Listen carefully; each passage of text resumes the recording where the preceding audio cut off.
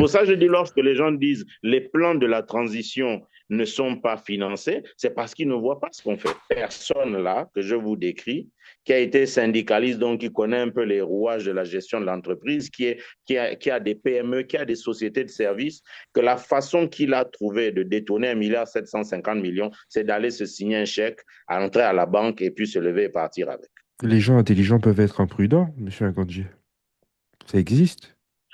Ce n'est plus de l'imprudence, ça, c'est de la bêtise. Et c'est quelque chose que je refuse d'associer à mon nom.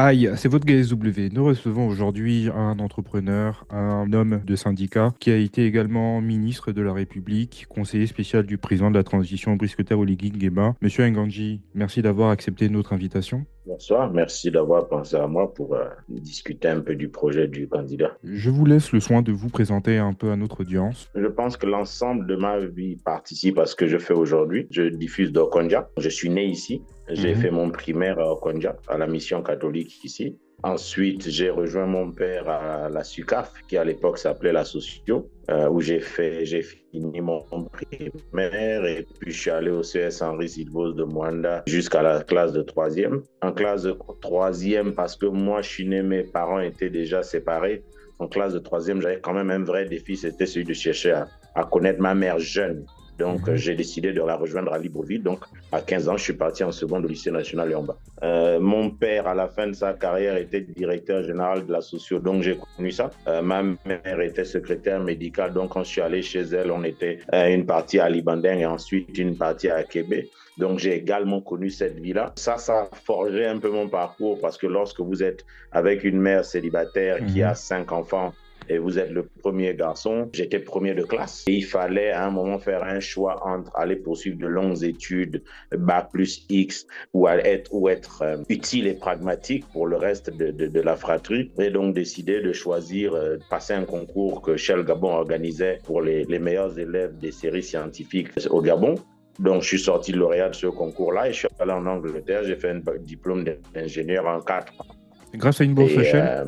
Oui, j'étais boursier Shell. Oui, j'étais boursier Shell, la deuxième promotion des boursiers Shell Gabon. Donc après, je suis rentré au Gabon et j'ai directement commencé à travailler comme ingénieur à Shell Gabon. Monsieur Nganji, oui? Sans vouloir aller trop dans votre parcours, et c'est en ça que je reconnais que je n'ai pas assez ciselé ma question, je vais juste m'appesantir sur votre passé de syndicaliste. Quand j'ai dit autour de moi des membres de la famille qui ont travaillé dans le pétrole que j'allais vous interviewer, ils m'ont dit que ce qu'ils retenaient de votre passage, que ce soit à Shell ou à l'ONEP, c'était surtout ce que vous avez pu mettre en place pour défendre les travailleurs gabonais de ce secteur bien particulier. Comment on fait pour être performant et efficient dans ce rôle-là? Je pense que la clé de la réussite, pour ma part, à la tête du syndicat, c'est que j'aime prendre le contre-pied des idées reçues.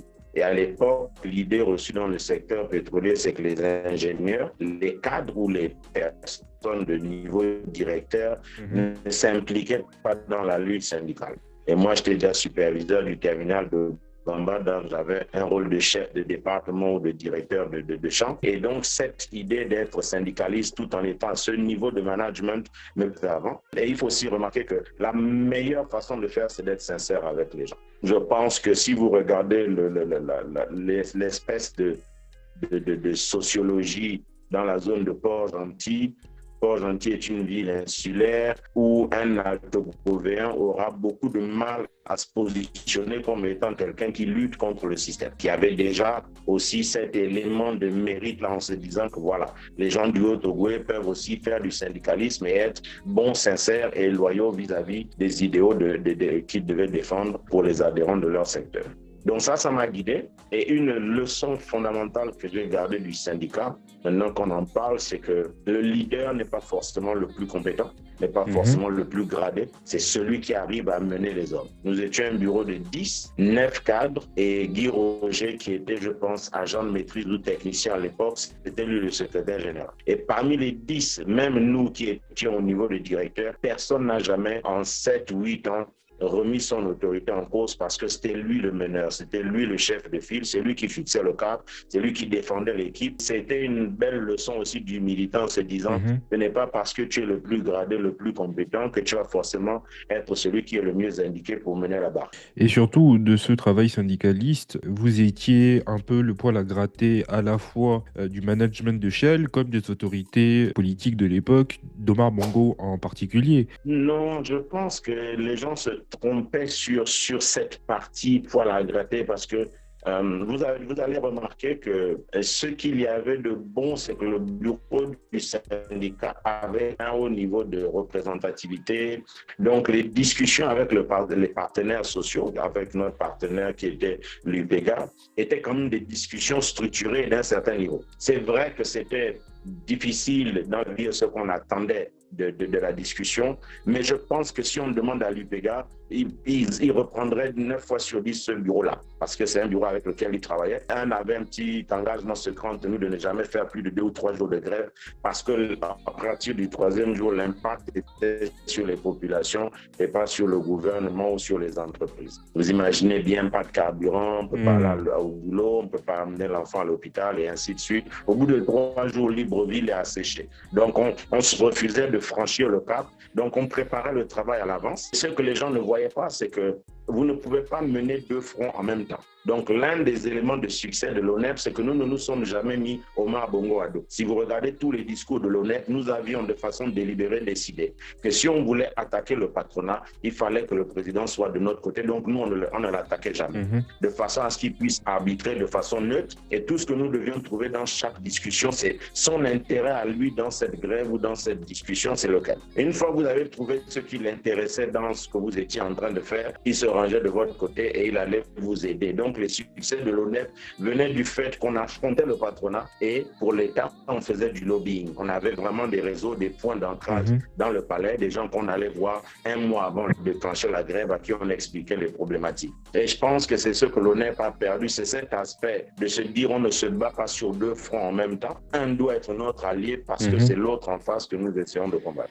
Et d'ailleurs, donc de cette expérience, vous avez développé de nouvelles aptitudes, dont celles qui vous servent aujourd'hui dans les fonctions qui sont les vôtres, d'avoir à nager entre plusieurs eaux et réfléchir intelligemment aux choix que vous faites, aux gestes, aux actes que vous posez. Je pense que c'est plus l'ensemble. Comme je vous ai dit, c'est le village, c'est la culture villageoise. Lorsqu'on sait d'où on vient et quel est son ancrage en termes de compétences sociales, je pense qu'on arrive à naviguer dans toutes les strates. On accepte certaines choses.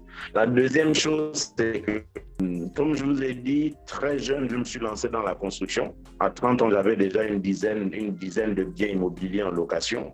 Et je me suis lancé dans l'entrepreneuriat. Je faisais de la location de voitures. Je faisais de l'événementiel et le syndicaliste aussi, justement, la beauté de ça, c'est que lorsque vous êtes syndicaliste, vous allez attaquer des entreprises de services, des entreprises d'exploration, production.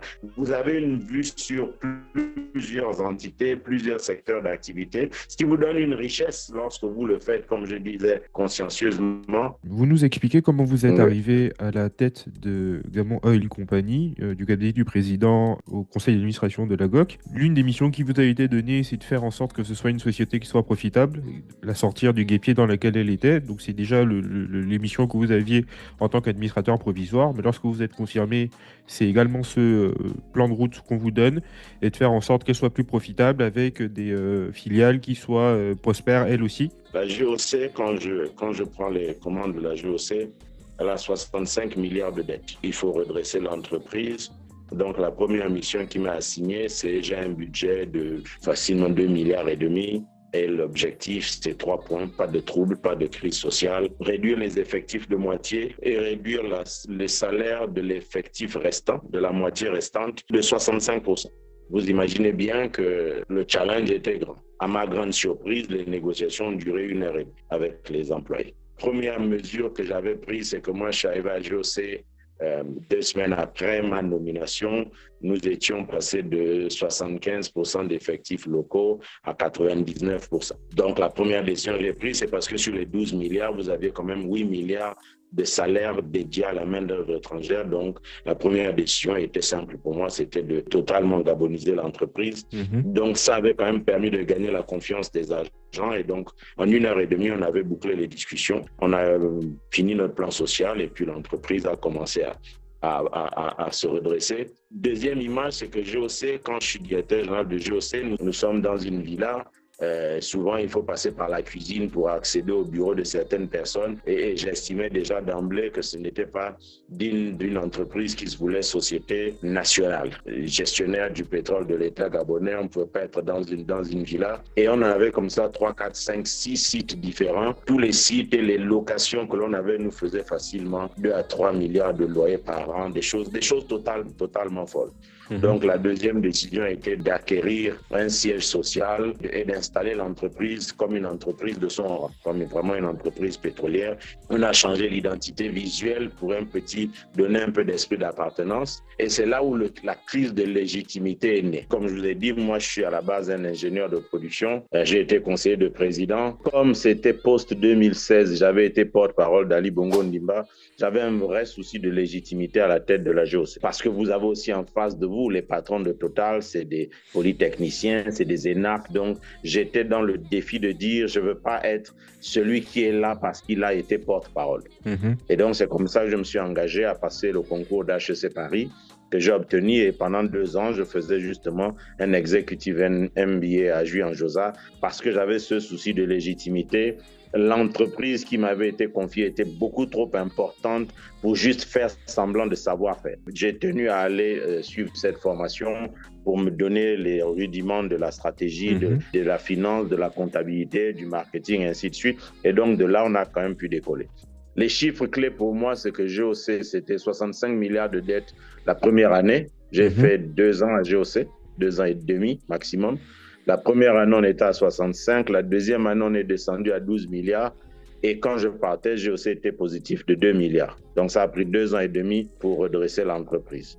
Mais comment expliquer que justement, dans l'opinion, on a le sentiment que vous avez eu une gestion qui ne soit pas vraiment très orthodoxe pendant votre passage à la GOC, qu'il y a eu pas mal de scandales, des dons en milliards de francs CFA qui ont été donnés à des personnes physiques, des contributions à la fondation de la Première Dame? Non, pas permettre. Je pense que, comme je vous ai dit, de l'identité visuelle de la GOC au siège social, c'est moi. Je vais vous donner un exemple d'aberration que j'ai entendu, mais comme je vous ai dit, j'essaye d'être professionnel et de ne pas m'emballer parce que les réseaux sociaux disent des choses. Je vous donne un exemple. L'une des légendes urbaines, c'est qu'on aurait acheté le siège de la GOC 12 milliards alors qu'il n'en valait que 3. Comment voulez-vous qu'intellectuellement, j'aille expliquer à quelqu'un qui est allé au siège de la GOC et qu'il a raté 2 immeubles sur les 3 que nous avons achetés pour ce montant?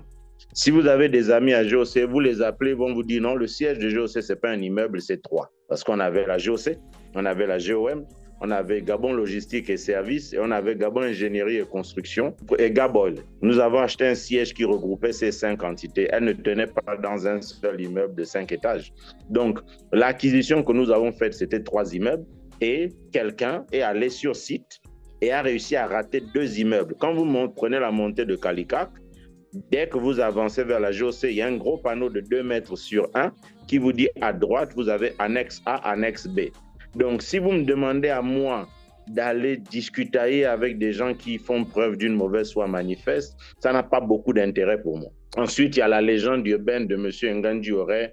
Ce n'est pas des dons. Ce qui était dit, c'est que je serais allé à la banque et j'aurais fait un retrait d'1,750 milliard. Je vous ai dit, je suis cartésien, donc souvent quand je parle, les gens ont l'impression que c'est un manque de modestie, mais 1 + 1 = 2. Je suis ingénieur depuis l'âge de 21 ans, je suis diplômé d'HEC Paris. Une fois que je vous ai brossé ce profil intellectuel, est-ce que vous pensez vraiment que cette personne-là que je vous décris, qui a été syndicaliste, donc qui connaît un peu les rouages de la gestion de l'entreprise, qui a des PME, qui a des sociétés de services, que la façon qu'il a trouvé de détourner 1,750 milliard, c'est d'aller se signer un chèque, entrer à la banque et puis se lever et partir avec. Les gens intelligents peuvent être imprudents, monsieur Akanji. Ça existe. Ce n'est plus de l'imprudence, ça, c'est de la bêtise. Et c'est quelque chose que je refuse d'associer à mon nom. Je vous dis ce qui s'est passé parce que ce n'est pas un secret. À la fin de 2016, j'ai reçu instruction écrite du ministre de l'économie parce que la GOC est étant une convention de trésorerie.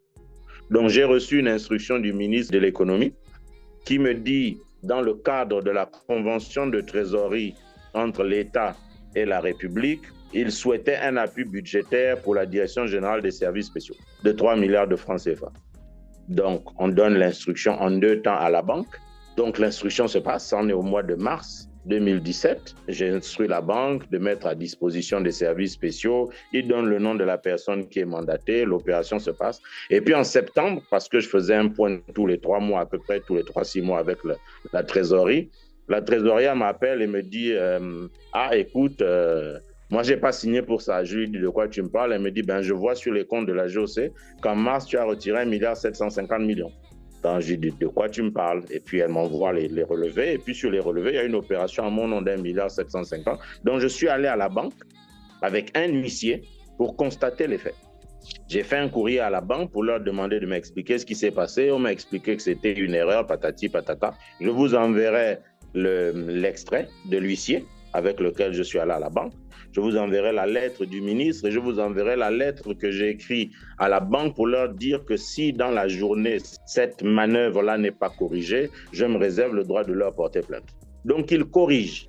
Ils corrigent parce qu'ils se rendent bien compte de leur erreur. Et le pire, c'est que l'autre souci que j'avais, là j'en parle librement parce que je n'ai pas envie que ces petits détails ridicules entachent la campagne du président, mais je dis, si vous voyez quelqu'un qui dit être de bonne foi, qui va au siège de la GOC contre un immeuble et non 3, à ce moment, vous n'avez aucun intérêt à discuter avec lui. Monsieur Akanji, l'opinion et les gens qui passent juste leur temps à se gosser sur les réseaux sociaux, c'est une chose. Mais un de vos successeurs, Patrici Tanassa, qui pendant son procès, pas mal pointé du doigt. Donc je le répète, cette gestion n'a pas forcément été efficace. Je vais vous poser une question, d'accord? J'ai quitté la GOC officiellement en juillet 2018, d'accord? Monsieur Tanassa a été élu manager de l'année en octobre 2017. Vous vous souvenez de la raison? Parce qu'il avait redressé Gabon Oil Company. Juillet, août, septembre. En octobre, vous êtes manager de l'année parce que vous avez redressé une entreprise qui était en faillite de 42 milliards, j'ai entendu le chiffre. Je dois vraiment discuter de ça. Je dois vraiment descendre dans ce genre d'égout. Ce que je vous ai dit, c'est qu'à 30 ans, j'avais déjà réalisé mon premier milliard de francs CFA de par mes activités, n'est-ce pas? Je vous ai dit qu'à 30 ans, j'étais déjà propriétaire. Donc, je ne suis pas des gens qui frétillent devant l'argent comme des puceaux à un premier rendez-vous. Voilà ce qui s'est passé à GOC. Parce que les gens ont l'impression que nous sommes tous dans cette logique, parce que les gens ne lisent pas, parce que les gens ne réfléchissent pas. Je dis, je mets quiconque au monde de trouver un manager qui, en 3 mois, fait passer une entreprise de 42 milliards à 6 milliards de profit. C'est ridicule. Ce n'est même pas un problème personnel entre ce monsieur et moi. Si vous lui parlez un jour, il vous dira, il a été nommé un matin, on a fait 1 heure de passation de service. 1 heure pour faire la passation de GOC, de GOM, de GLS, de GEC et de Gaboy. Au bout d'1 heure, il m'a dit, il avait tout compris. Quand je suis parti au Conseil des ministres, puisque j'avais été nommé ministre et lui DG, je suis allé au Conseil des ministres à 10 heures. Quand je suis sorti de là à 11 heures, mes cartons étaient dans les couloirs. Il m'a dit, c'est bon, ce qu'on a dit au Conseil me suffit, je peux avancer. Donc, c'est sûr qu'il a raté toute la documentation liée à ces opérations et il s'est basé sur ce qu'il voyait ou sur ce qu'il entendait.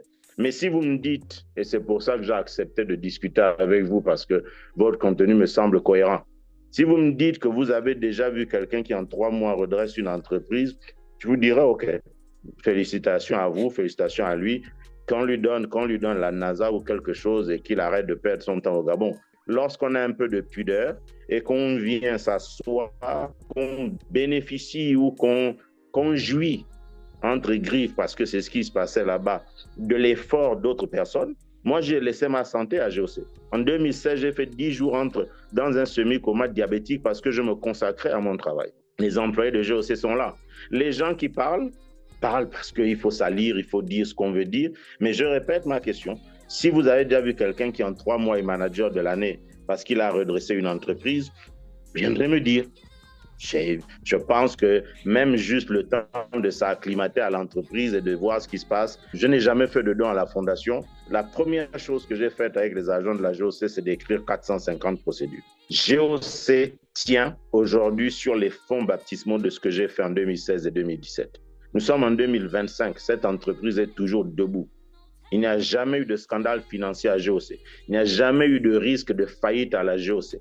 Les gens confondent la gabégie qu'ils ont resté à faire à GOM avec Gabon Oil Company, la maison mère. Personne. L'autre chose que je peux vous demander de faire, parce que je vois que vous investiguez un peu, c'est envoyer quelqu'un au tribunal du commerce de Libreville. Les rapports de Deloitte, du commissaire aux comptes de l'entreprise, sont déposés chaque année au greffe du tribunal. Je suis l'un des rares administrateurs publics à avoir reçu un quitus de bonne gestion pour mon passage à la GOC, de Deloitte. On ne parle pas de Tartampion et fils, là. On est quand même dans les Big Four. Pourquoi avoir laissé courir justement cette rengaine et de n'avoir démenti mais je vous ai posé la question. Si je vous mets devant 3 immeubles et vous n'en voyez qu'un, donc pour vous, c'était pas nécessaire. Vous pensez, ça n'a aucun intérêt de discuter avec des gens qui, de façon je sais, congénitale, sortent pour salir. Donc, ça ne sert à rien de discuter. Deuxièmement, comme je vous ai dit, je vous ai parlé d'un NDA.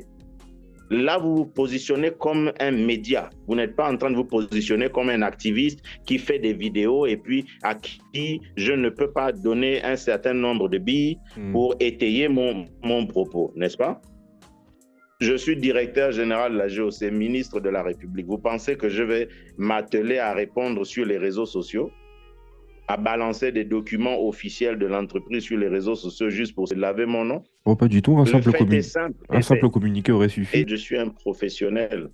Je vais demander à la GOC de communiquer. Ce n'est pas Arnaud Ngandi en tant qu'individu. La personne qui était salie, ce n'est pas Arnaud Ngandi, c'est l'administrateur directeur général de GOC. Vous savez, les hommes politiques souffrent de ça. C'est que chaque fois que vous allez dire « je vais porter plainte », regardez un truc simple. Là, récemment, lorsqu'il y a eu les grèves dans le secteur pétrolier, quelqu'un qui se dit journaliste s'est levé et a dit « Monsieur Ngandi a des entreprises dans le secteur pétrolier, donc il utilise du personnel, donc il est membre de l'UPEGA ». J'ai jamais eu d'entreprise, j'ai jamais voulu de marché dans le secteur pétrolier. Je pouvais le faire. J'ai choisi d'ouvrir un restaurant. J'ai choisi d'ouvrir une boîte de nuit pour des raisons simples. Et j'ai voulu déposer une plainte contre ce monsieur. On m'a dit non, laisse, tu ne sais pas, peut-être qu'il a été envoyé, tu sais, politiquement. Il y a toujours cette rengaine autour de nous qui fait qu'on se retrouve pieds et poings liés parce que les gens nous disent de ne pas agir, de ne pas nous salir, de ne pas alimenter les rumeurs. Mais ce qui importe pour moi, c'est que mon père a une copie de ce dossier, ma mère a une copie de ce dossier et 3 autres personnes ont une copie de tout ce que je vous ai dit. Et il était question, je dis, le jour où j'ai un souci, eh ben, vous savez quoi faire. C'est pour ça que je suis confortable. Les gens se disent, mais pourquoi on n'est pas venu le chercher? Parce que tous ceux qui savent que j'ai toutes ces documentations. Donc, ça ne sert à rien. Après votre passage à la GOG, vous l'avez justement précisé, vous avez été appelé au gouvernement au poste ministre du Travail, sauf erreur de ma part. Et là-bas, vous avez laissé, je dois l'avouer, un souvenir un peu impérissable. Vous avez essayé de protéger un peu plus le travailleur gabonais, vous avez essayé de légiférer dans ce sens. Est-ce que vous... bien vous montrer que je ne suis pas attaché aux questions de l'argent. Le 17 novembre 2017, j'ai posé ma démission de la GOC. J'ai démissionné de la GOC. Ça a été refusé, on m'a baladé pendant quelques mois et puis après on m'a dit « Ok, tu vas partir de GOC » parce que je notais tout, j'écrivais tout, je rendais compte par écrit de tout. On m'a dit « Il y a tout, tu ne peux pas tout écrire ». Bon, après, chacun sa façon de travailler. Et donc, j'ai demandé à partir. La seule fois où j'ai eu le président Ali au téléphone, c'était ce jour-là où il me passait un savon en me disant « Qu'est-ce que tu penses? Tu penses que tu vas prendre des responsabilités et tu ne vas jamais être attaqué ?» Quand on m'a sorti de la GOC, on a annoncé publiquement que j'étais nommé ministre du Travail. Là encore, il y a toujours le poids de la communauté, il y a toujours le poids de la famille. Il faut bien réfléchir que de son propre chef, il y a très peu de personnes qui ont démissionné ou qui ont refusé un poste de ministre. Donc, je suis parti au ministère du Travail. Et dans ma passion pour les Gabonais, je me suis dit, OK, je suis enfin au poste où je peux faire la différence. Donc, je suis arrivé, j'ai lancé les brigades d'emploi pour justement récupérer tous les emplois que les Gabonais peuvent avoir, qui sont occupés par nos frères ouest-africains, occidentaux et ainsi de suite. Le plus gros choc à cette époque, c'est que lorsque ça a commencé, j'ai reçu la visite d'une employée de la Fondation Sylvia Bongo Ondimba au ministère. Elle se reconnaît, je ne vais pas la citer parce que la pauvre, elle n'y est pour rien, qui est venue me demander des comptes sur ce que j'étais en train de faire. Et je lui ai dit que, mais à quel moment la Fondation devient un point de reddition des comptes d'un membre du gouvernement? Et donc là encore, j'ai décidé de partir du ministère du Travail et de repartir chez moi. On est reparti vers un cycle au ministère de l'égalité des chances pendant 5 mois. 5 mois au ministère de l'égalité des chances. Là, je n'ai pas démissionné, mais on m'a dit, bon, écoute, apparemment, tu as retenu la leçon, tu te tiens bien, donc on va donner au ministère des Travaux publics. Je dis, OK. On arrive aux travaux publics et puis on commence à faire tout ce qui est voirie, justement les initiatives aujourd'hui pour lesquelles je loue le courage du président de la transition, ce sont les voiries. Et là, au bout de 4 mois, on me dit non, finalement, tu vas changer de ministère. Et là, nous sommes en juillet 2019. L'as de cette rotation de mon incompétence, je leur ai dit que, mais attendez, 2 mois et demi ici, 5 mois là, là, on est à peine à 4 mois. Et il était question à cette époque, le défunt Alexis Ndouna, qui est né, que je regrette beaucoup, mais il était question que ce soit lui qui prenne le poste de ministre des Travaux publics. Donc, le 3 juillet 2019, j'ai posé ma démission du gouvernement. Là, le décès de l'époque m'a dit, oui, le président sort de son AVC, tu es un pion, tu es une pièce maîtresse du dispositif, blablabla, donne-moi le temps de le préparer. Donc, juillet, août, septembre, et puis le 7 octobre, on est à un dîner, et on m'annonce que non, finalement, je ne sors pas du gouvernement comme j'ai demandé, mais on me donne le ministère de la décentralisation, quelque chose comme ça. Donc, à ce dîner-là, les gens vous diront, je me suis levé et je leur ai dit d'aller voir ailleurs si j'y suis, faute de mots plus durs à dire à la télé. Donc, je me suis levé et je leur ai claqué la porte au repas. J'ai dit, de façon villageoise, parce que c'est moi, je leur ai dit, quand je sors d'ici, je ne veux plus jamais entendre parler d'un seul d'entre vous, parce que ce qu'on fait ici, c'est pas ma notion de la République. Donc, c'est comme ça que vous êtes sorti du gouvernement? Il y avait, je pense, 50 personnes qui étaient témoins de ma démission. Je n'ai pas écrit de courrier. Je leur ai dit lundi à 9h, s'ils n'ont pas validé ma démission. Et ça n'a pas été vu comme un affront? Ou c'est peut-être parce que vous avez un autre genre particulier et proximité peut-être avec... Non, ça n'a rien à voir. Ça n'a rien à voir. Les gens qui me connaissent savent que je suis quelqu'un de très réservé, de très silencieux. Une fois que le fusible qui ne doit jamais être touché est touché, il n'y a pas grand monde qui me ferait peur. L'autre élément, c'est que vous pensez vraiment, quand je vous dis comment j'ai démissionné, on était à un repas, tout le gouvernement, chez M. Baird, à qui je présente encore mes excuses aujourd'hui parce que j'étais chez lui quand j'ai eu ce langage un peu dur. Je m'excuse encore parce que c'est un père, il n'avait rien à voir dedans. Mais si j'avais détourné 1,750 milliard aussi facilement avec mon nom, vous pensez que j'aurais l'outrecuidance d'aller faire ce genre de choses? Je ne me vassalise pas. Les Obama disent souvent que nous sommes avec vous pour vous accompagner. Loyalement, fidèlement, mais nous vous accompagnons. Ça veut dire que le chemin que nous traçons ensemble est un chemin sur lequel nous nous sommes accordés pour ces valeurs, ces principes. Si on sort de ça, cet engagement ne tient plus. C'est comme ça que j'ai démissionné. En français facile, j'ai pété un câble lors d'un dîner, je suis parti. Le président Ali Bongo ne vous a pas tenu rigueur, parce que je pense à Zibi Bertrand, qui a fait à peu près la même chose. Il me connaissait déjà. En 2016, quand je vais à la GOC, ce que je ne vous ai pas dit, je ne vais pas à la GOC parce que les gens ont envie de me voir au conseil d'administration de la GOC. Je vais à la GOC parce qu'on est en train de me virer du palais. Donc on se dit, on va lui donner un poste d'administrateur. Le poste de DG de GOC, je le dois à Étienne Ngoubou essentiellement. C'est parce que ça, c'est quelqu'un qui m'a pris en stage à Shell Gabon. Ngoubou Étienne m'a vu arriver à 18 ans. Donc, quand moi, je me retrouve administrateur, c'est parce qu'en 2016, le président devait aller à la Mecque et on m'a demandé de l'accompagner. Comme je vous ai dit, à 16 ans, je me suis converti à l'islam. Et je leur ai dit, quand je suis arrivé au palais, c'est que ma tête, ma famille et mon corps m'appartiennent. Personne ne peut influencer mes croyances, personne ne peut influencer ma spiritualité. Donc, je leur ai dit que je ne partais pas. J'ai refusé d'aller à la Mecque avec Ali Bongo parce que je ne comprenais pas à quel moment la limite entre mon cadre professionnel Et ces choses-là interagissaient où quelqu'un peut se lever le matin et dire demain tu vas à la Mecque. Chez moi, ça ne se passe pas comme ça. Donc ça a tenu un mois où j'ai eu toutes les pressions du monde au palais. J'ai tenu, j'ai dit je n'irai pas. Et donc ça faisait mauvais genre et puis donc la décision a été prise de m'écarter de la présidence et tout. Donc de cette traversée du désert volontaire que vous avez vécu, donc fin des années 2019-2020, il y a l'élection présidentielle de 2023. Vous avez dit lors d'une interview que vous avez donnée à Urban FM que vous avez déjà plié bagage, vous et votre famille, et que vous étiez à l'étranger quand le coup d'État se produit. Le régime dans lequel on était ne supportait pas, comme vous dites si bien, les affronts. 2019, je démissionne. Je fais 2020, 21, 22, 23. Je gère mon petit restaurant et ma boîte de nuit parce que je voulais pas avoir de marché d'État. Je voulais pas dépendre d'une entreprise. Quelqu'un allait passer un coup de fil pour lui dire il faut lui couper le marché. Donc, je me suis dit, je fais un B2C, un business to customer, où je sais qu'on peut pas convaincre tous les Gabonais de ne pas venir manger chez moi. C'est ça la logique du restaurant et de la boîte de nuit. Quand la campagne s'approche, commence à revenir vers moi pour le rôle de porte-parole, aller sur les plateaux et je leur dis, je pense que ce n'est plus jouable après l'AVC d'Ali Bongo Ondimba de continuer parce que ça se voyait bien qu'il y avait plus grand commandant à bord.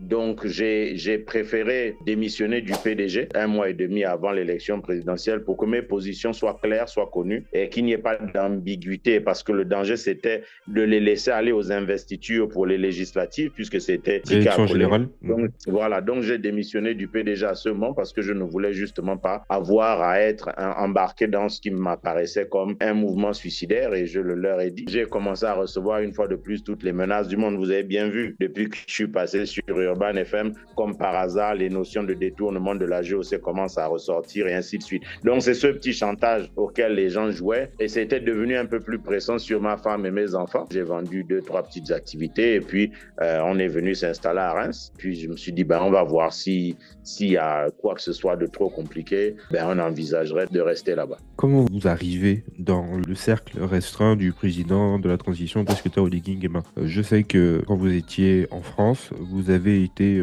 contacté quasiment dans les premières heures par le président de la transition et vous rentrez à Libreville très vite. Comme j'avais peur d'être arrêté, et à l'époque, c'était soit la GA, soit le B2, soit la DGR, soit les services spéciaux, je me suis dit, je vais le voir. J'ai demandé à le rencontrer. C'était la première fois qu'on se voyait d'ailleurs. On n'avait jamais échangé, si ce n'est furtivement dans une cérémonie, mais de voir mon général, rien de plus que 5 minutes. Je suis allé le voir, je lui ai donné tous les documents que je vous ai donnés là, sur les détournements et autres, en lui disant, je sais que l'un de vos services sera chargé de venir m'arrêter puisque j'avais une interdiction de sortie du territoire qui d'ailleurs a sauté, je ne sais pas pourquoi. Et j'ai dit, mais voilà ce que moi je peux vous dire sur ce qui s'est passé à la GOC, voilà les preuves, voilà les évidences. Et je lui ai dit que mais si post-élection, je suis encore au Gabon, il se peut que je fasse tout pour paralyser le pays via la voie syndicale. Donc si vous remarquez bien, avant l'élection, j'étais reparti à l'ONEP déjà. Je voulais reprendre un peu de sérieux parce que j'étais décidé à juste faire quelque chose parce que j'estimais que ça ne pouvait plus durer. Vous étiez arrivé jusqu'au point de vouloir participer à faire chuter le régime qui vous a quasiment tout donné. Je suis allé le lui dire, mais non, le régime ne m'a pas tout donné. Mais vous avez aujourd'hui un parcours qui fait que vous êtes l'un des hommes les plus outillés et les plus affûtés. Et ça, c'est parce que vous avez eu justement la chance d'avoir été nommé à des postes très stratégiques et tout le monde ne l'a pas eu. Donc forcément, vous avez été un enfant relativement gâté par le régime Ali Bongo. Je ne me suis pas fait parrain. Je me suis fait tout seul. Non, ce que je veux dire, c'est que donc, je n'estimais pas que quand on venait me chercher, on me rendait service. On venait me chercher parce que j'avais la compétence pour faire. Je travaillais, j'étais rémunéré pour un travail. Je vous ai dit, j'entrais pas dans la vassalisation parce que je suis nommé. Ça veut dire que je suis un assujetti et que je dois accepter que la collaboratrice de la fondation de Sylvia vienne me menacer dans mon bureau. Lorsque le général, le 30 août, pose cet acte, il a quand même besoin autour de lui de personnes dont il connaissait déjà l'état d'esprit à ce moment-là. Dans la partie civile, il va chercher les gens, comme vous avez vu, Maïs Mouissi, Laurence, Arnaud Nganji, parce que nous étions déjà quand même un peu dans la contestation. Nous n'allions pas nous retourner pour dire on essaie de sauver qui que ce soit, bien de boycotter ses débuts. Lorsque vous êtes nommé par le président Oligui, vous revenez à la présidence en tant que conseiller chargé des hydrocarbures, c'est bien ça ?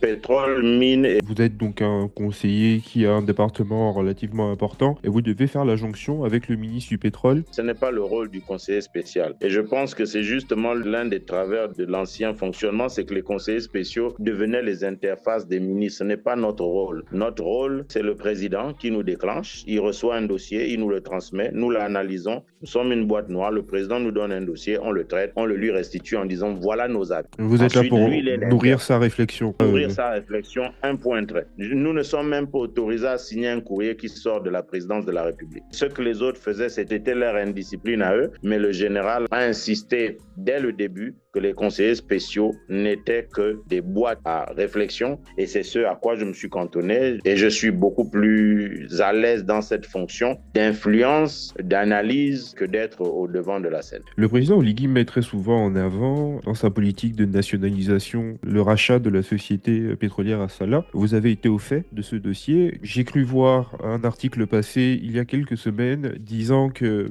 Gunvor, qui est donc le partenaire financier de l'État gabonais pour le rachat d'Assala, il y a une mésentente entre les deux parties pour pouvoir justement réfléchir au top management et surtout aux objectifs qui seront donnés à cette société. Est-ce qu'il n'y a pas eu la charrue avant les bœufs? Il faut comprendre une chose simple. Le coup de libération, c'est le 30 août. En potassant dans les dossiers que le président a reçus, il se rend compte que depuis le 15 août, la société Assala a saisi le gouvernement pour annoncer qu'ils étaient sur le point de vendre leurs actifs à la société Morel et Port. Il y avait un droit de péremption que l'État est prioritaire dans cette transaction. Mais lorsque vous arrivez au pouvoir et que vous savez que les permis changent de main une fois tous les 20, 25 ans, 30 ans, c'est un alignement des astres que vous devez regarder comme tel en vous disant il y a un changement de régime et on a une opportunité de saisir tout de suite un point important de notre activité économique. Donc, il a saisi cette opportunité et on a même failli le rater parce qu'il a fallu son insistance et je dis son leadership parce que le montage financier a été compliqué. Non, c'est un montage financier hyper simple en fait. Non, mais qui a été compliqué à mettre en place.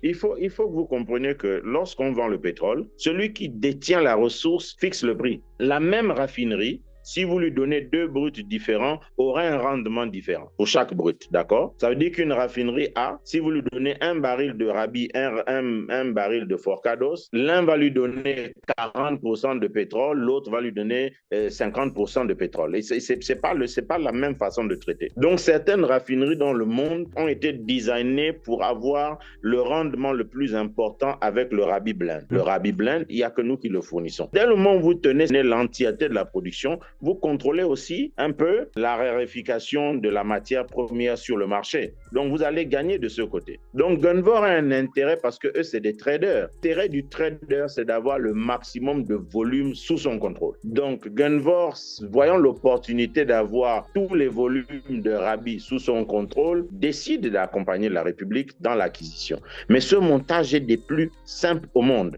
Ce qui est dit, c'est que l'État a besoin d'1 milliard de dollars. Nous vous donnons 1 milliard de dollars. Nous avons l'exclusivité pendant 5 ans de la commercialisation du Rabi. Et chaque fois que nous vendons un bateau de Rabi, nous récupérons l'équivalent du montant à rembourser sur le milliard de dollars que nous vous avons donné. Qu'est-ce qu'il y a de complexe là-dedans? Le montage financier, c'est ça. Et donc, Gunvor n'a aucun élément de gouvernance. Gunvor n'est pas au capital de la GOC, c'est interdit par la loi. Gunvor n'a pas d'élément de gouvernance. Gunvor ne gère pas la GOC. La seule chose, évidemment, c'est que Gunvor va avoir un droit de regard sur votre stratégie. Si la production se casse de 50%, ils vont vous dire, écoutez, vous allez avoir du mal à nous rembourser. Mais ça se limite à ça. C'est juste un contrat de vente à terme. On peut comprendre l'état d'esprit dans lequel vous avez été à la présidence à ce moment-là, d'avoir à faire cette transaction. Je reprends cette expression de la charrue avant les bœufs dans le contexte dans lequel on était à ce moment-là. 1 milliard de dollars pour une société comme Assala, était-ce vraiment la chose à faire? Est-ce qu'il n'y a pas eu un effet d'aubaine sur lequel vous avez sauté? Il va y avoir des conséquences du fait de cet investissement qui n'était pas prévu et qui va coûter relativement cher à l'État gabonais pour une société dont on n'est pas certain qu'elle ait un rendement à terme qui permettra d'être totalement profitable.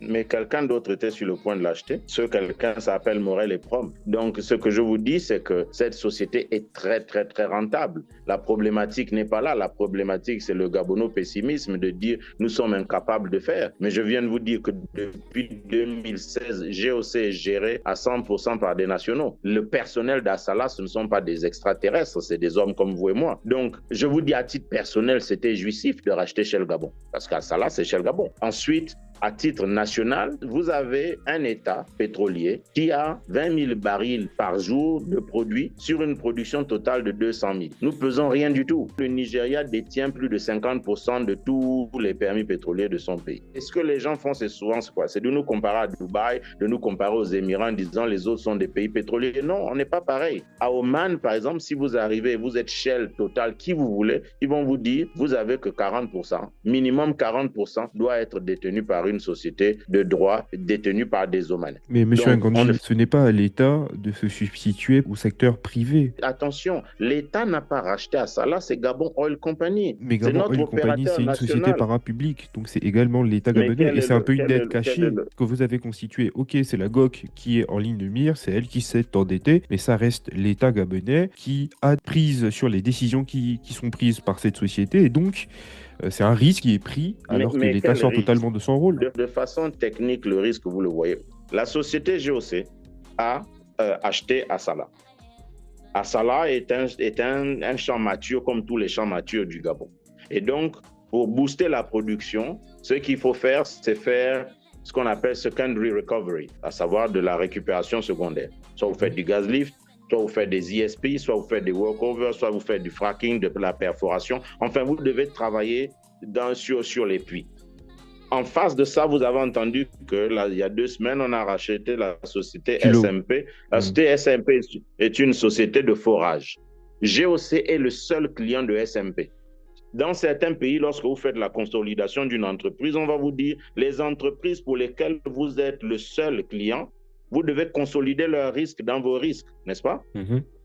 C'est presque comme si vous étiez propriétaire de l'entreprise, puisque dès que vous leur arrachez la commande, ils font faillite. Donc, quel est l'intérêt de GOC de dépenser quasiment 20 milliards par an avec du forage sur SMP alors qu'on peut l'acheter pour moins que ça?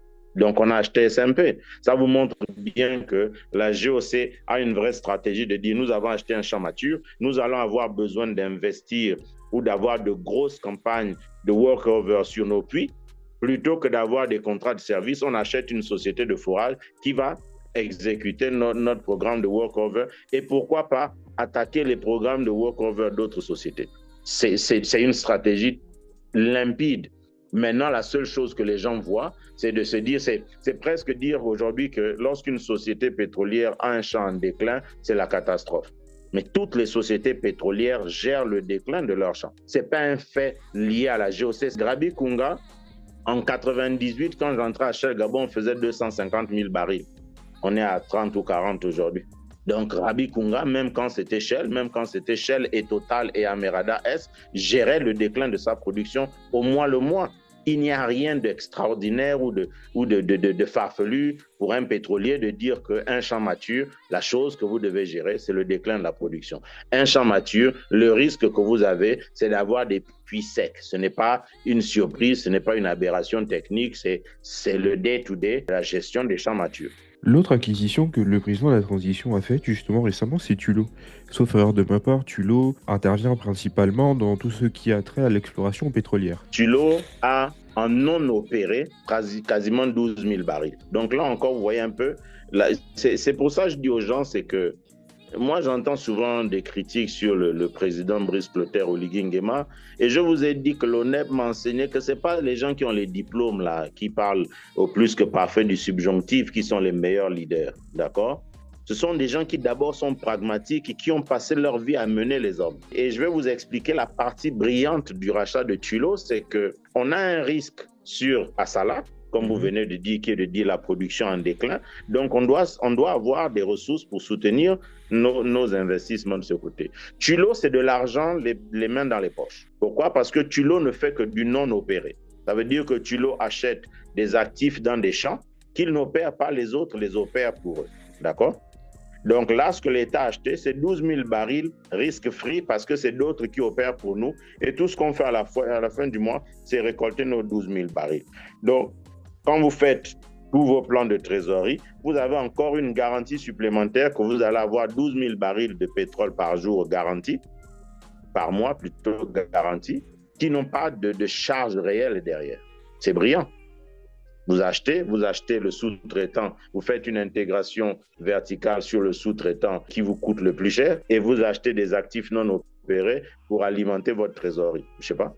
Moi, j'appelle ça de la brillance. Mais comme vous voyez, c'est que j'entends des professeurs érudits de tout ceci et de tout cela qui parlent de choses qu'ils ne maîtrisent pas forcément. Non, monsieur Ngandji, c'est pas ça. C'est justement le droit à ces citoyens d'avoir à s'interroger. Si on ne prend que les acquisitions récentes, on est à plus d'1,3 milliard, 1,5 milliard. Il y a énormément de priorités dans la République. Ça peut être très stratégique, je le répète, ça a des effets d'aubaine qui peut avoir des répercussions sur notre économie à long terme. À très court terme, je vous explique pourquoi.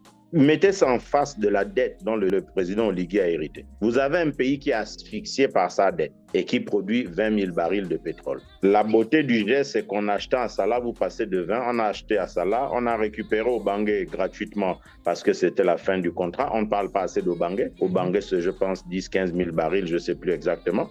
Là-bas aussi, vous passez de 20 à 80 000 barils. Mais ces 20 à 80 000 barils, c'est 60 000 barils de pétrole en plus. C'est 60 000 barils de pétrole équivalent de trésorerie en plus.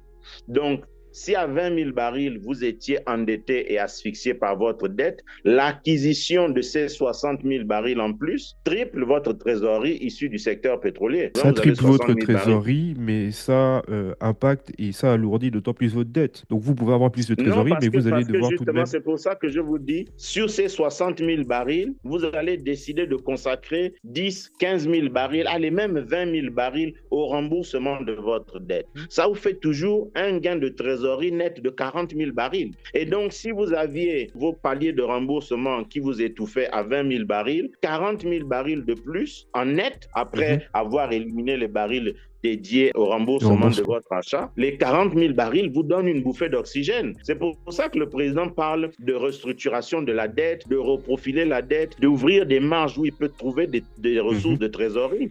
C'est dans ces barils-là qu'il va aller les chercher. Même si vous prenez 60 000 barils et que vous dédiez 30 000 barils au remboursement de votre emprunt, il y a toujours 30 000 barils nets que vous gagnez qui vous permettent de financer vos activités. Pour ça, je dis, lorsque les gens disent les plans de la transition ne sont pas financés, c'est parce qu'ils ne voient pas ce qu'on fait. Si le Gabon tournait avec juste 20 000 barils de pétrole depuis 10, 15, 20, 30 ans, avec 80 000, qu'est-ce qu'on peut faire? Monsieur Ngandji, ça c'est effectivement une solution à court moyen terme pour essayer d'accroître d'autant plus la trésorerie et les capacités financières du pays. Très bien. Depuis quasiment une dizaine d'années, si ce n'est plus, le gros serpent de mer est la diversification de l'économie. Quand on sait qu'il y a de plus en plus une transition énergétique, que même les plus grands producteurs de pétrole comme l'Arabie Saoudite, le Venezuela ont décidé de prendre un tournant pour justement sortir de ce tout pétrole, que propose le candidat Brice Oligui Nguema pour diversifier au maximum notre économie, faire en sorte qu'elle puisse être protégée des coûts qu'il peut y avoir au niveau géopolitique, l'augmentation, la baisse des cours du baril de pétrole.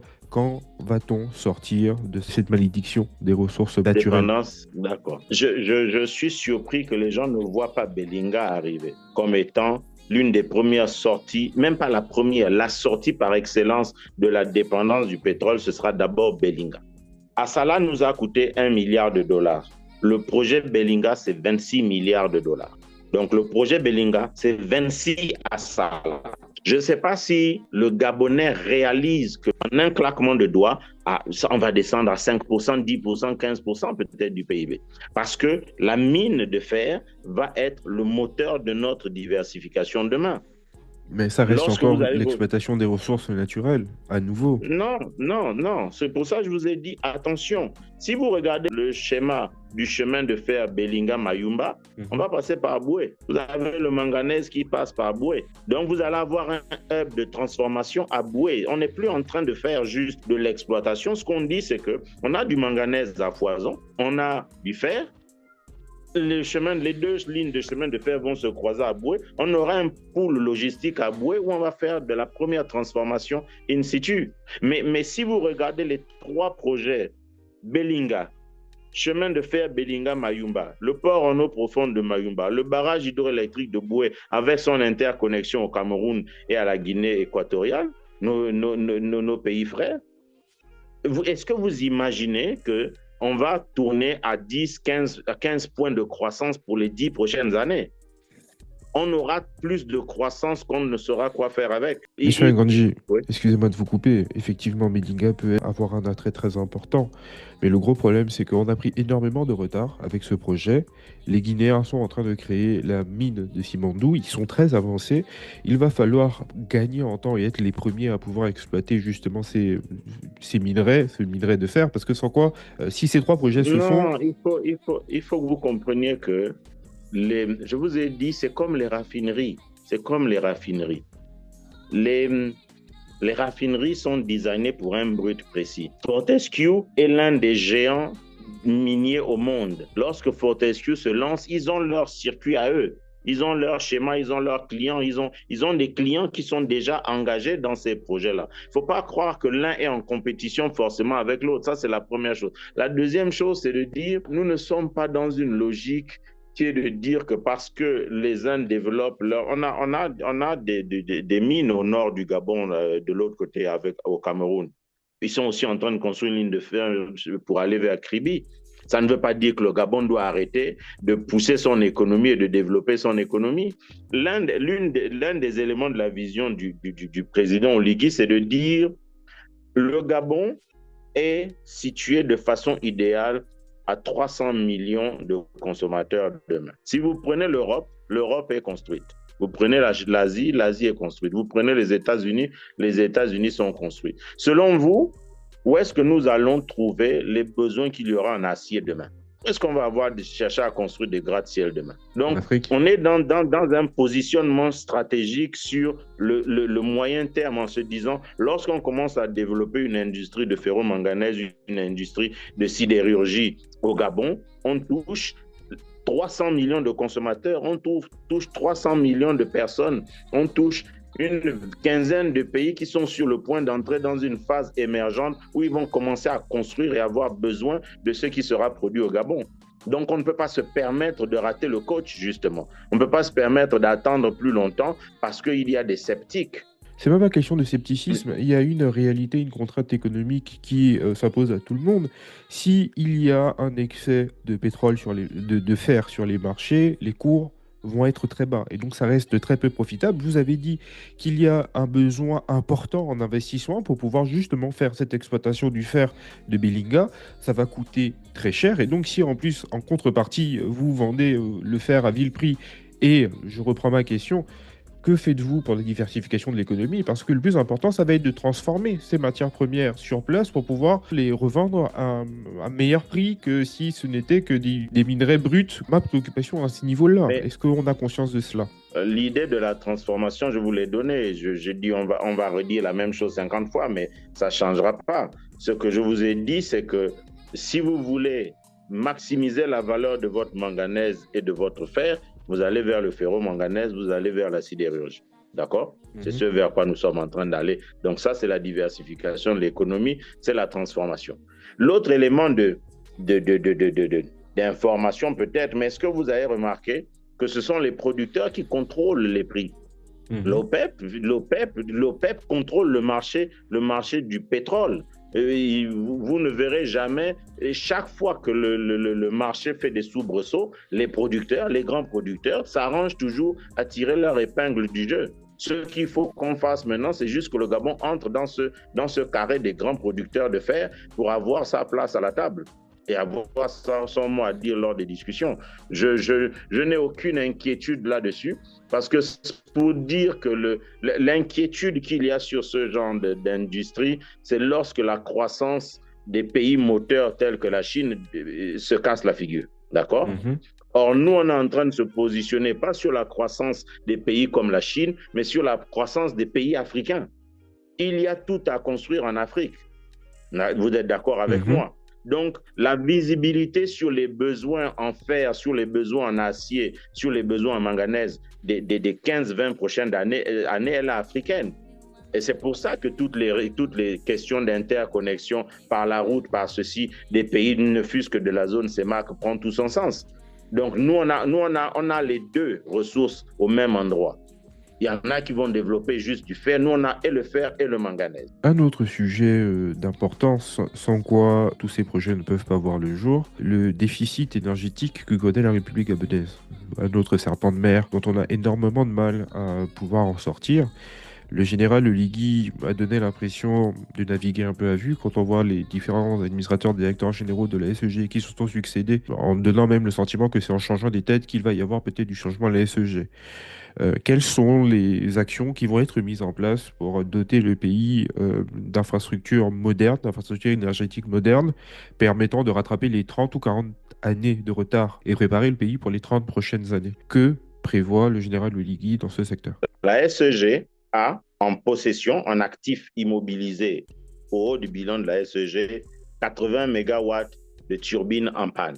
L'une des stratégies, c'est déjà de faire les grandes maintenances de ces machines et de les remettre en service. La problématique qui s'est posée au président Oligui, c'est que ces réparations vont nous prendre 12 à 15 mois, si tout se passe bien. Pendant ces 12 à 15 mois, nous avons besoin d'avoir une énergie de remplacement pour permettre d'éviter les délestages. Car Powership. La problématique qu'il y avait avec Agreco, c'est que Agreco nous fournit 100 mégawatts, mais c'est 100 mégawatts par 100 générateurs. Ça veut dire que vous avez des petits générateurs d'1 mégawatt, 1 mégawatt qui vous font 100 mégawatts. Ce qui se passait, c'est que chaque fois que vous allez avoir, allez, je donne un exemple pour être le plus limpide possible, si vous avez un orage, ces petits générateurs qui ont des protections très basses sortent du réseau en premier, d'où le délestage. Donc, il était question de dire, OK, la solution à Agreco a montré ses limites parce que à chaque fois qu'on a des orages ou des perturbations sur le réseau, ces petites machines, ces 100 petites machines s'arrêtent les premières. Une fois qu'on redémarre le réseau,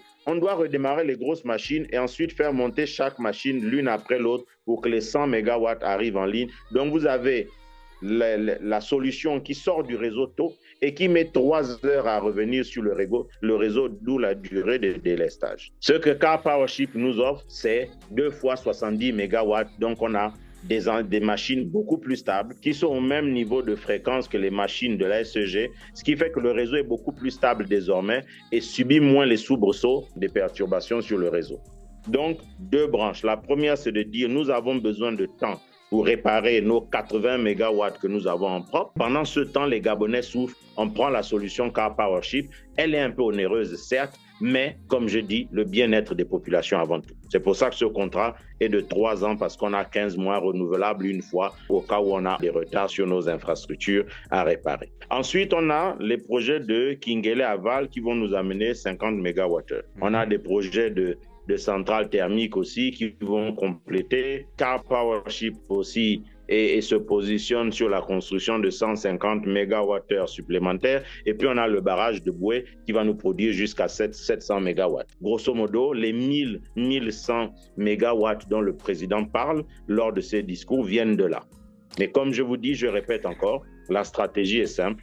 Pendant qu'on répare les équipements de la SEG, on a de l'électricité de substitution. Pendant qu'on a de l'électricité de substitution, on construit Kingele Aval, on construit 150 mégawatts d'énergie supplémentaire et on construit le barrage hydroélectrique de Boué pour pouvoir avoir maintenant une électricité. Et on interconnecte parce qu'à Poubara, vous avez 40 mégawatts qui sont produits, mais qui ne servent à personne parce qu'il n'y a pas les lignes pour les transporter, ne fût-ce que jusqu'à Lastrouville.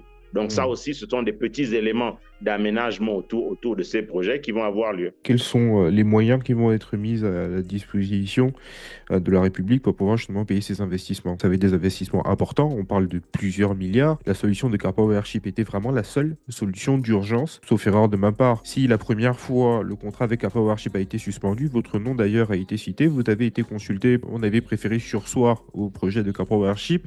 Ce n'est que dans un deuxième temps que la République a décidé de brancher les infrastructures de Car Powership. Tout ceci va pouvoir être financé et comment avez-vous justement prévu le financement de tous ces méga projets?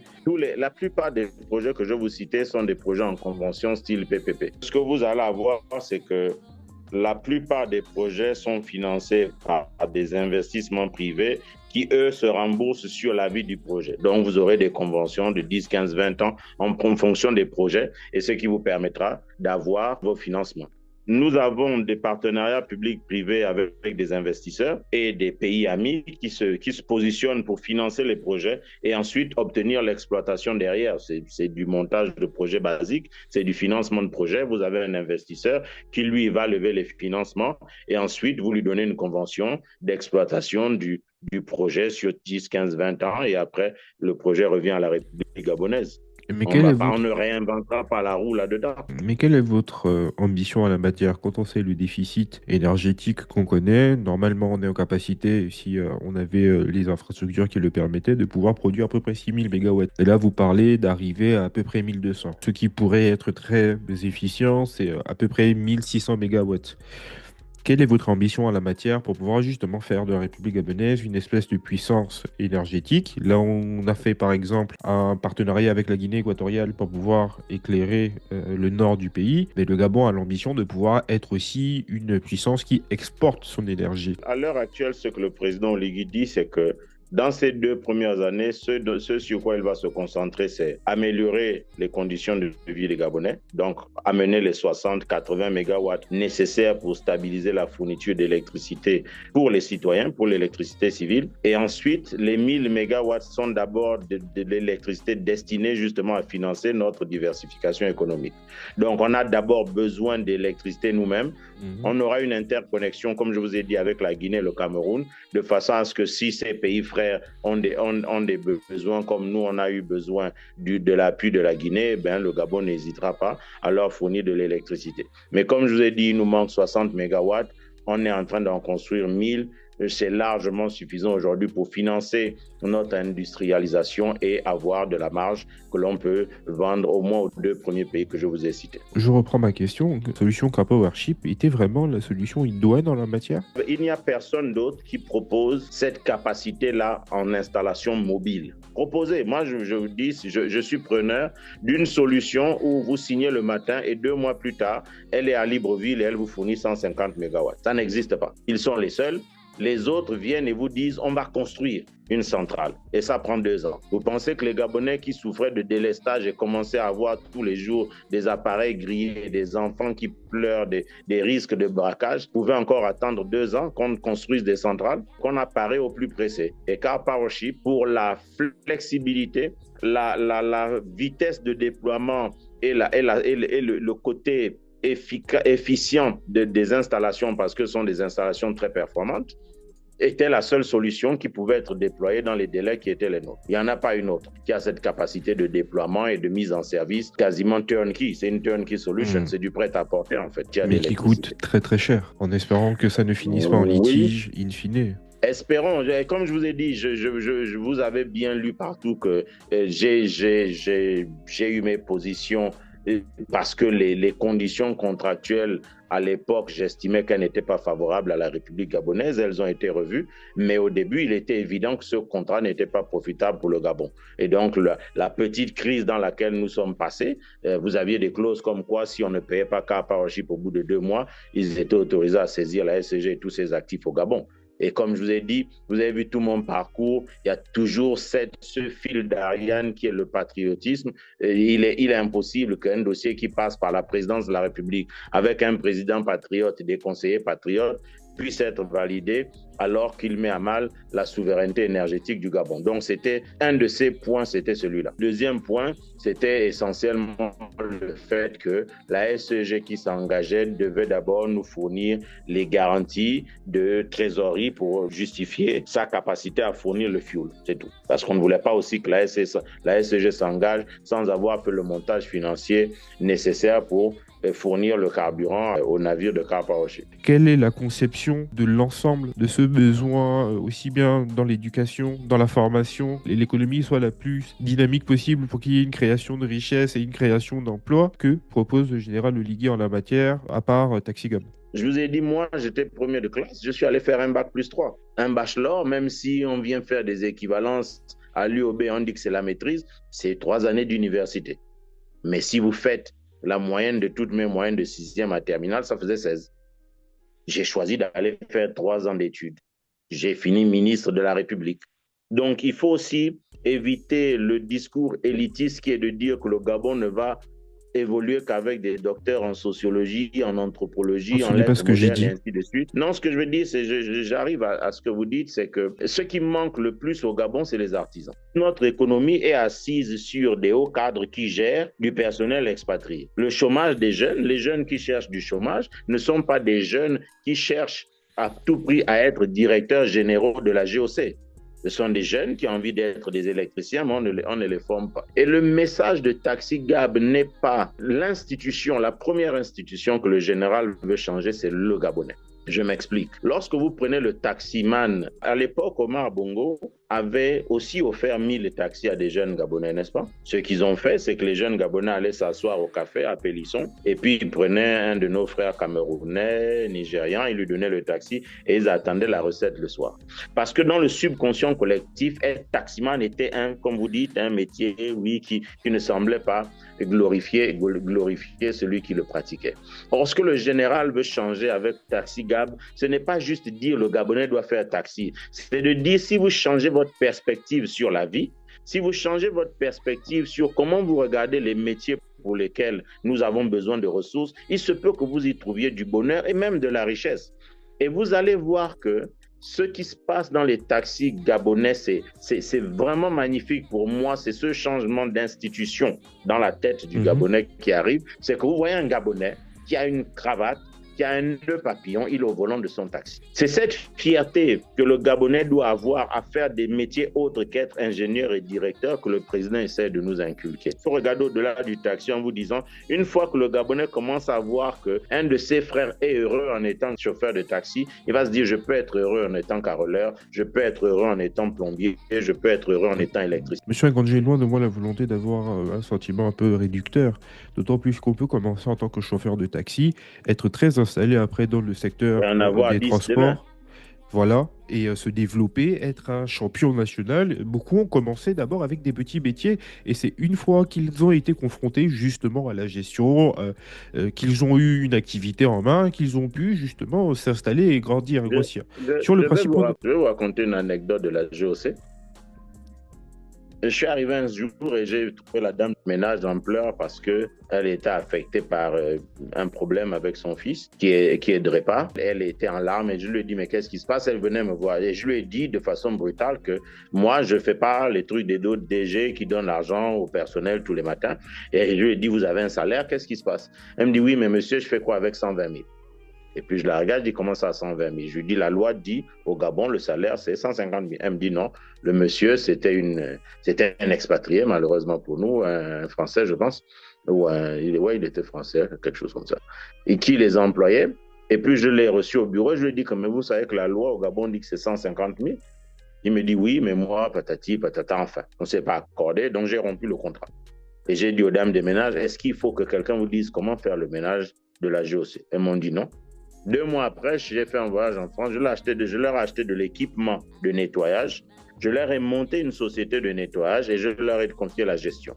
Il y a une amie et sœur à moi, Vanessa Adandé, vous savez, Vanessa a dit, elle a un cabinet comptable Ellipsis, vous pouvez la contacter. Et je suis allé la voir en disant, parce que je connais la rigueur de Vanessa, et je lui ai dit, écoute, j'ai ce projet-là avec les dames de ménage, avec les coursiers. J'ai besoin que tu assures la double signature sur leur compte.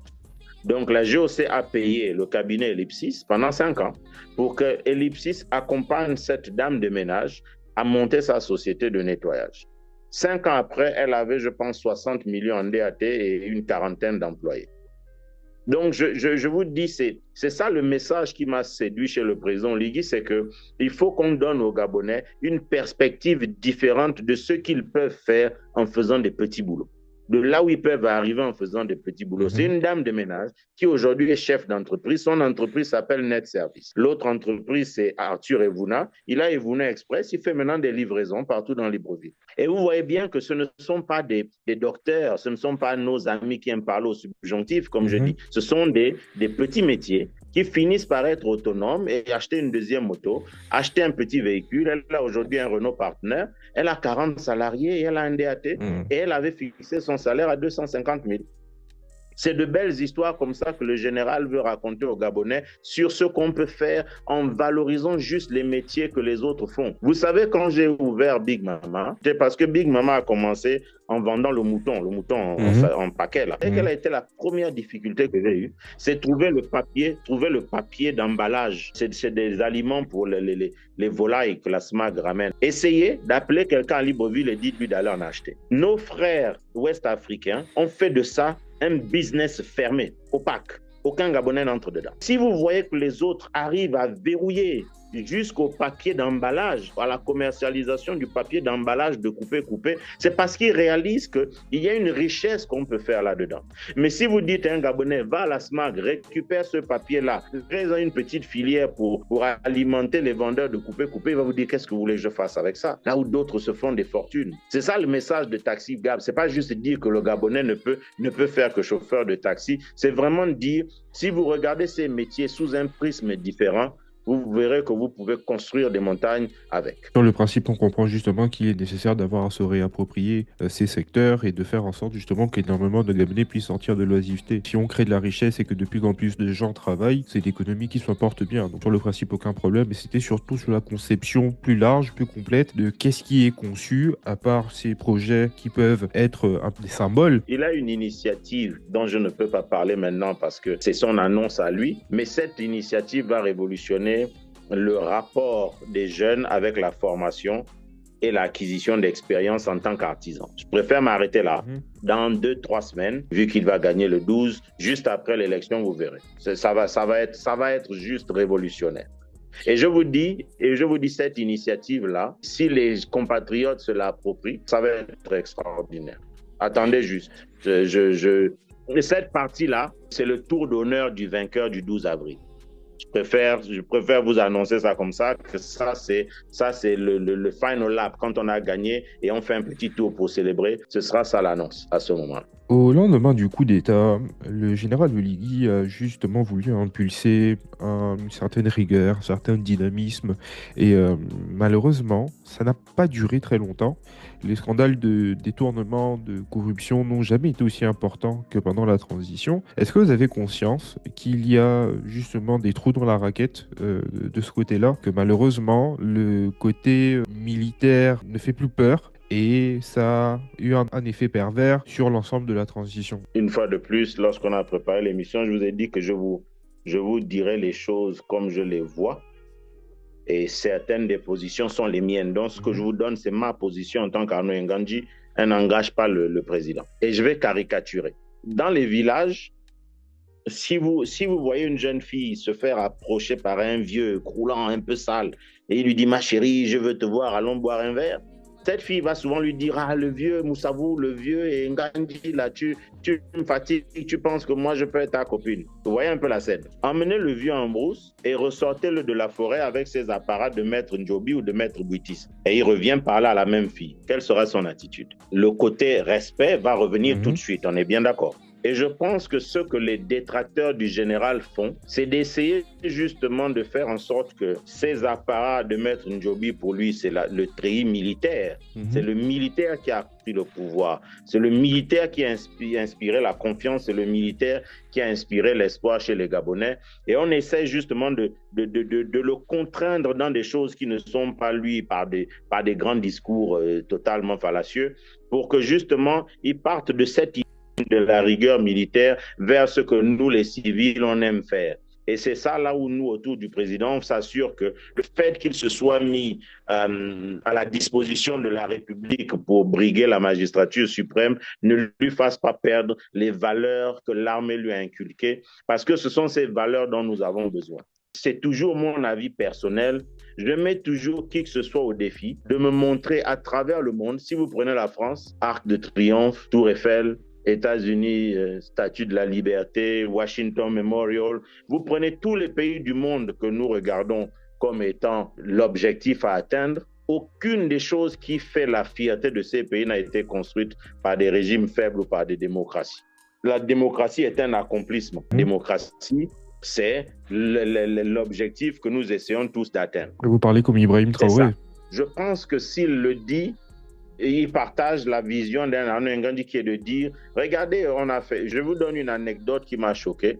Maître Park, tout le monde en a entendu parler, n'est-ce pas? L'ancien agent Maître de Park, sécurité d'Ali Bongo? oui, le Coréen. Quand je discutais avec lui au palais, il me dit, Arnaud, la première fois que j'ai vu un centre commercial, c'était au Gabon. Vous connaissez le nom de ce centre commercial? Mbolo? Mbolo. Le premier centre commercial, grand centre où on achète des trucs que Maître Park a vu, c'est Mbolo. Est-ce que vous êtes conscient que Mbolo n'a pas changé, n'a pas ajouté 5 mètres à son établissement depuis les années 70? La Corée a un métro.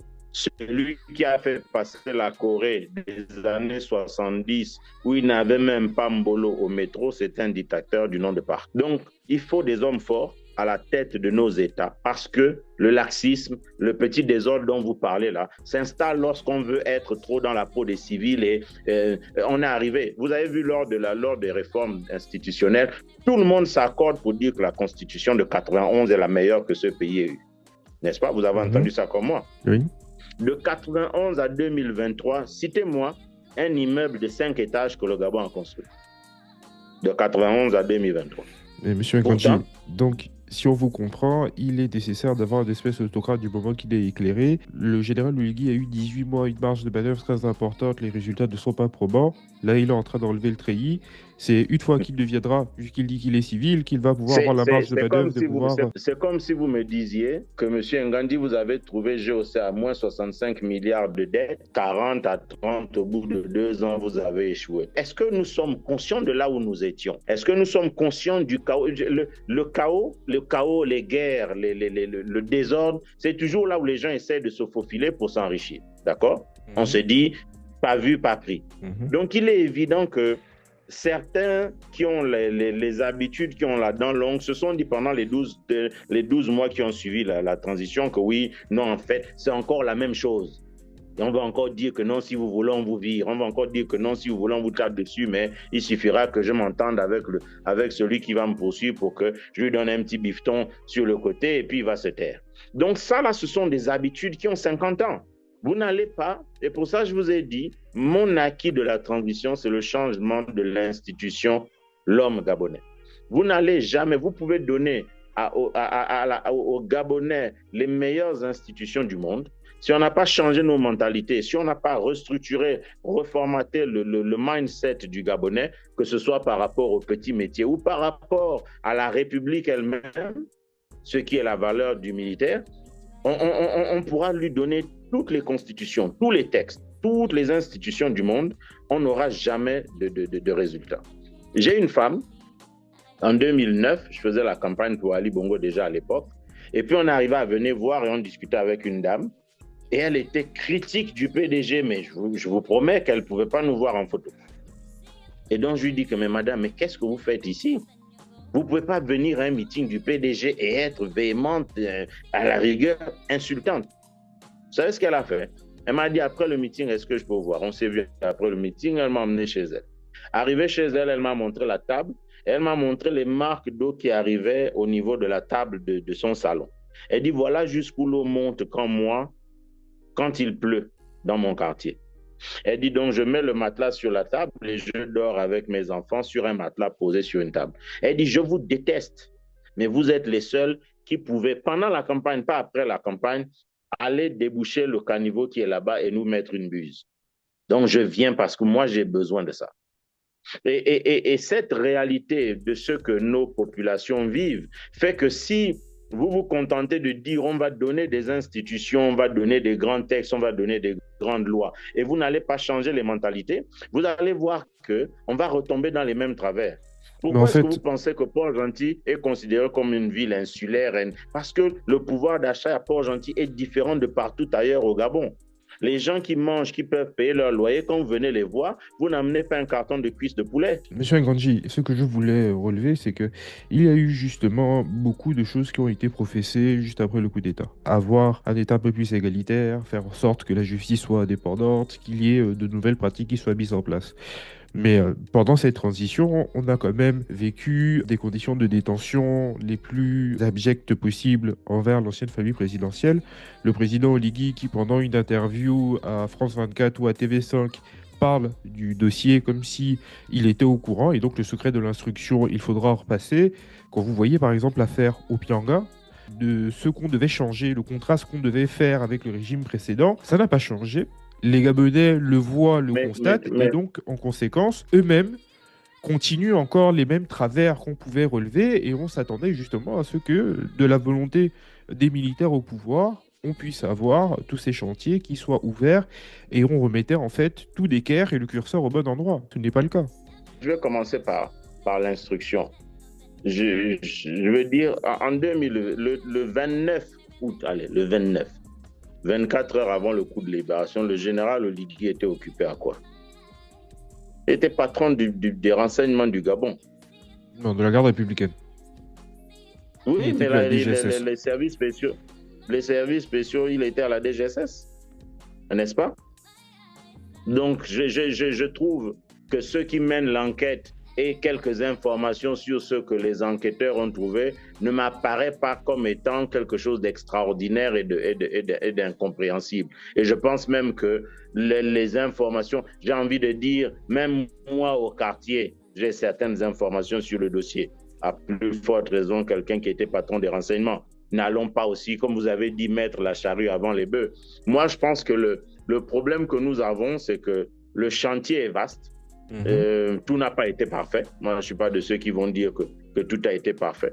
Tout n'a pas été parfait, mais je pense que le Gabon est en train de se mettre sur les bons rails. Le Gabon est en train de se mettre sur les bons rails et vous allez voir que lorsque vous n'avez pas forcément toute la légitimité, que ce soit à l'international ou au niveau national, il y a certaines choses sur lesquelles vous allez quand même mettre des petits freins parce qu'il faut consulter, ainsi de suite. Je pense qu'on jugera la volonté transformatrice du général Oligui, du président Brice Clotaire Oligui à partir du 12 avril, lorsqu'il aura désormais la plénitude du mandat de président de la République. Le président Oligui a annoncé de nombreux méga-projets, que ce soit Libreville 2, l'aéroport d'Andem, comme des routes de contournement qui partiront d'Akandache-Kebikele, des tronçons routiers qui devront être construits. La plupart de ces chantiers ont été octroyés à Mahama Bokungu, le patron d'Ebomaf, et la société Ebomaf. Comment expliquer que Ebomaf va devenir un peu le nouvel État dans l'État après Olam, après le groupe Santulo? Voilà encore un autre mécanisme qu'on était censé ne plus voir, qu'on observe, et je peux même prendre date. Il va peut-être y avoir à nouveau, dans ce dossier avec Ebomaf, dans quelques années, des litiges, et ça se finira peut-être devant un tribunal d'arbitrage. Très souvent, ces chantiers, ces contrats sont nés de gré à gré. Pourquoi est-ce qu'il n'y a pas plus de transparence et de respect des règles? Je ne vais pas vous dire des choses que je ne sais pas. Et ce que je sais, c'est que les transformations qu'il a vues en Guinée équatoriale, où des Africains se sont mis ensemble pour travailler, et c'est ce côté panafricaniste qui fait que il y a des choses lorsque vous voulez construire une ville moderne, une ville verte, une ville nouvelle. Vous regardez, c'est Google Search, vous allez regarder par exemple de tête quels sont ceux qui sociétés africaines ont déjà fait ça, et s'ils sont deux ou s'il y a une seule personne, eh bien, vous allez vous rapprocher de lui. Je ne pense pas que construire une ville, la construction d'une ville n'obéit pas pour moi à des règles de passation de marché, comme si on disait qu'on va construire une voiture. La ville se construit avec ses symboles, avec ses valeurs, avec ses codes qui unissent les populations, avec l'âme de ceux qui la gouvernent. Et donc, je ne vois pas comment on pourrait parler d'un projet de ville où les gens vont vivre et où on va devoir unir des peuples différents sans qu'il y ait une discussion, profonde entre celui qui est à l'initiative de ce projet de nouvelle ville et ceux qui vont construire, parce qu'il faut entrer dans sa tête. Il faut entrer dans la tête de celui qui conçoit. Donc, quoi que vous fassiez, ça m'apparaît toujours comme étant le genre de projet où ça doit être une histoire d'homme, de passion partagée. Ça ne peut pas être quelque chose qu'on fait juste comme si c'était la construction d'un pont, selon moi. Ça, c'est vraiment mon avis, n'étant pas familier du dossier. Nous voilà rendus, Monsieur Nganji, à la fin de notre entretien. Avez-vous quelque chose à dire pour conclure? J'aimerais conclure en disant que ce soit nous autres qui avons géré et pour qui les Gabonais avaient des perspectives, j'espère que j'aurais pu pu éclairer certains points aujourd'hui, que ce soit les anciens PDG, que ce soit les nouvelles personnes autour du président. J'aimerais juste que les gens se disent, c'est Jean-Gaspard Ntuntumayi qui l'a dit sur le plateau que j'ai partagé, que j'ai Le eu Gabon l'honneur de Télévision, partager avec lui, le docteur, courez le d'avant. ministre Akouré.